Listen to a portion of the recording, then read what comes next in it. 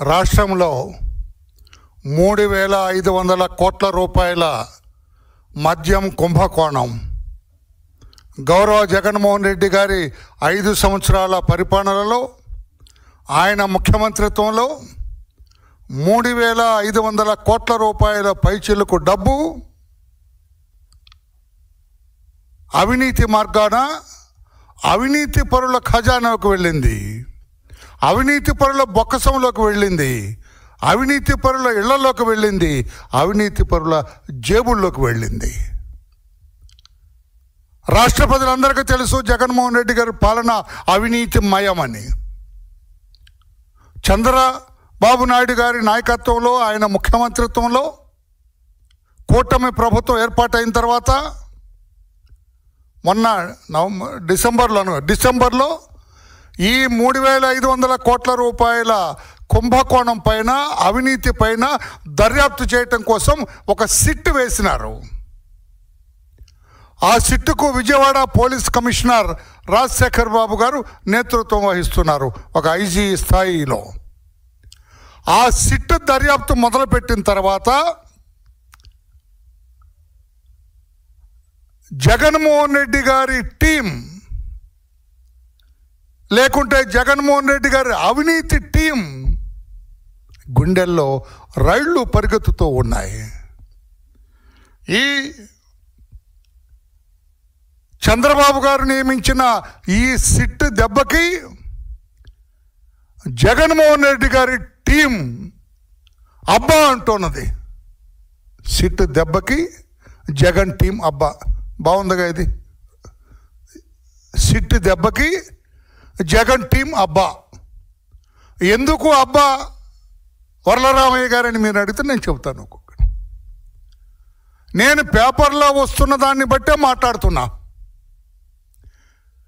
ఈ అవినీతి డబ్బు జగన్మోహన్ రెడ్డి గారు 5 సంవత్సరాల్లో మద్యం ఎలా జరిగింది, మద్యం వాళ్ళదేమిటి, వాళ్ళ పద్ధతులు ఏమిటి, ఏ రకంగా సరఫరా చేశారు, వాళ్ళ ఆలోచన మనందరికీ తెలుసు. క్యాష్ ఇచ్చి కొనుక్కోమన్నారు.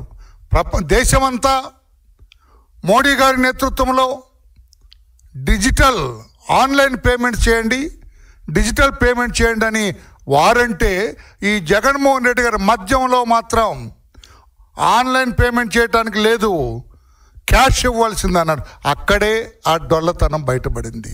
అక్కడే స్టార్ట్ అయింది అవినీతికి బీజం. అక్కడే స్టార్ట్ అయింది. 3,500 కోట్ల రూపాయలు కాదు రాజశేఖర్ బాబు గారు, ఇంకా ఎక్కువ కొట్టేసింది టీం.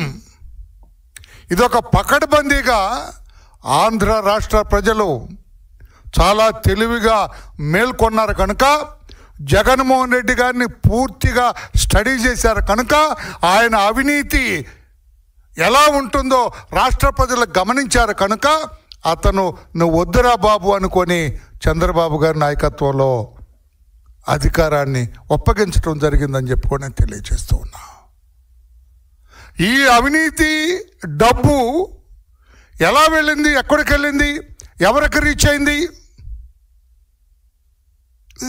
సింపుల్ అండి. దీనికి ఒక ఆలోచన అక్కర్లా, ఎక్కడికి వెళ్ళిందనే ఆలోచన అక్కర్లా. ఒక దొంగల ముఠా ఉంటుందండి, ఒక కంజర్ భట్ టీం ఉంది,